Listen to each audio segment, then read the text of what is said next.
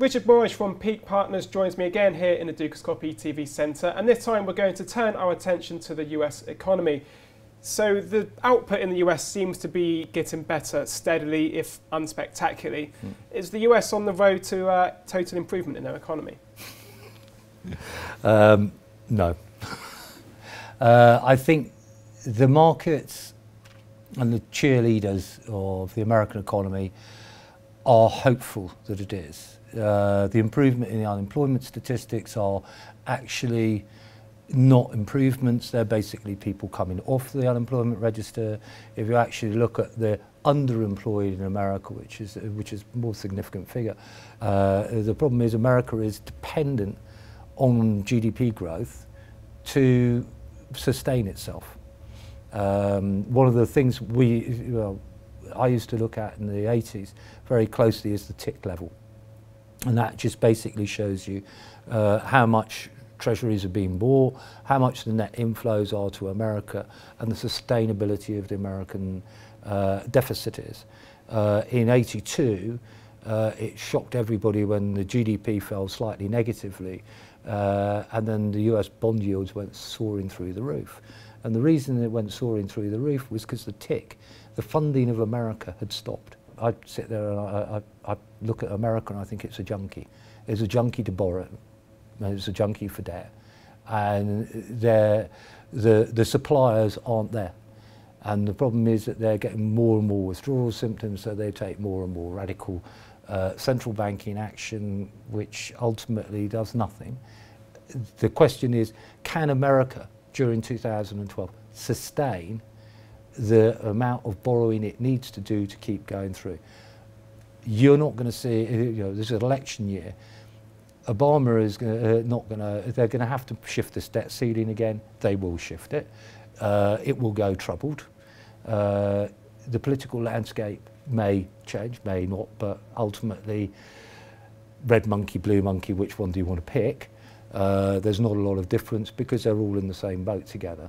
America as a whole, its real issue for 2012 is going to be, are they going to get enough foreign investment to sustain it?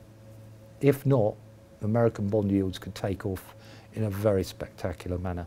Rather the similar way that they took off in 1936-37, where they went up 6% in the space of 6 weeks. So again, you're thinking about a really deep and long recession for the US, like you were talking about before in terms of Europe. The reality for the developed economies of the world is that we exported all the manufacturing initially to Central Eastern Europe, to China, to Brazil, and we shifted it. Then we started shifting the service industry.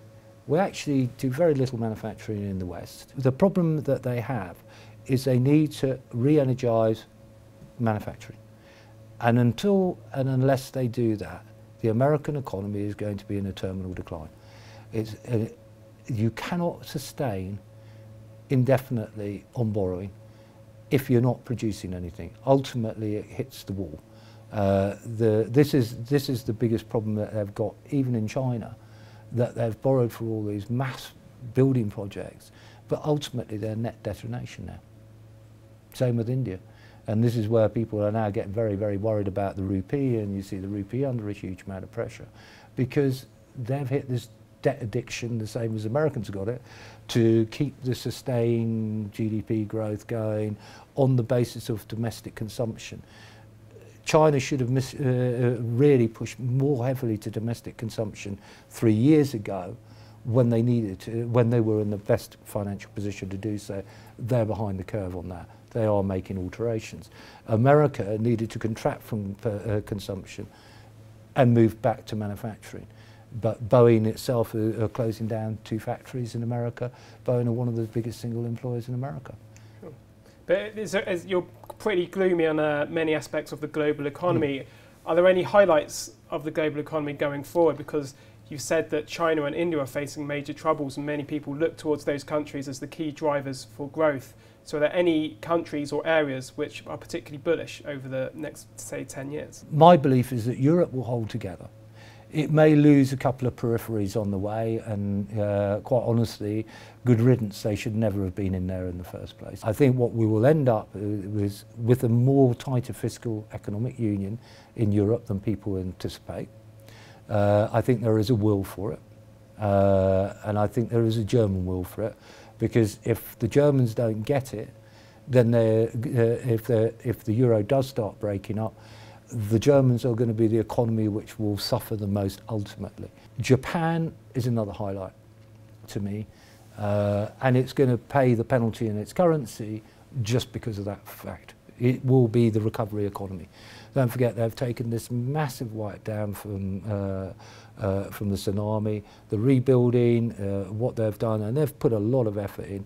They've rebuilt factories in record time, they're up to production, and they're running production runs again. Is the global economy big enough to take the sort of quantities of Japanese exports? Probably not, but they're coming from such a low base, they will look fantastic, because it look like, oh, the Japanese economy is growing and starting to grow, and their inflationary pressures are weakening. Oil, again, is another area that I think is people are going to be very surprised about. I do see oil prices rising very sharply. I'm not a fan of gold. I think gold is a bit of a disaster area waiting to happen. The question is, when does it happen, and how does it happen? Interest rates as well, I think, is a very, very big problem. I think we're going to see what we've seen in Italy and the peripheral Europeans. I think we'll see drift over into Britain. I think we can also see it drift to the US. The US will do everything in its power to stop it, but there comes a point at which you've got to say, when the United States Federal Reserve is the biggest holder of their own US treasuries, dwarfing China and Japan now, you've got a serious problem.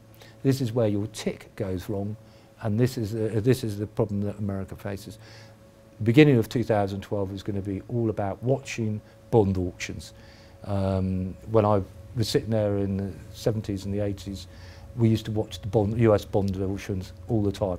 What we looked for was the tail. It's not so much look for the yield, what it went at, look for the tail. If the tail starts getting longer, so at the moment we're talking about 3-4 basis point tails. You know, when I was doing it, we were having 25-point tails. That's frightening. We will get back to that.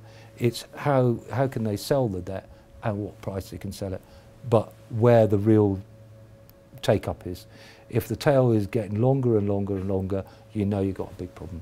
But there's going to be huge opportunities in the bond market, huge opportunities in the equity markets, but it's finding the right moment, right time. At the moment, it is better to be looking at short-term balance trades in all the major global economies. Currencies, as I say, me personally, I think the US dollar will get a big rally the first quarter of this year. When they start hitting the bond issue crisis, that is where they're going to really start suffering. And the US dollar could quickly evaporate. And that's where I would start wait for the tick to give you the signal that America's hit the problems. When American dollar starts hitting the problems on the back of the tick, and you'll see the bond yield start to rise. And no matter whether they've got Operation Twist in place, when the bond yields start rising out the 10-year, even though they've got Operation Twist or any number of new QE 3, 4, 5, 6, 7, 8, that is the point at which you want to start looking to shift back into euro. Sterling will be having a major mare of its own. But things like euro will suddenly start to become, we're not so worried about Europe, because ultimately, overall, the package is a lot stronger than the US one. But watch the tick, because that's going to be the clue for the year. Okay, thank you, Richard. Richard Morrish there, using all his experience to guide you through issues relating to the US and indeed the global economy. Stay tuned to Dukascopy TV, because there are always more interviews and analysis here to come. But for now, goodbye.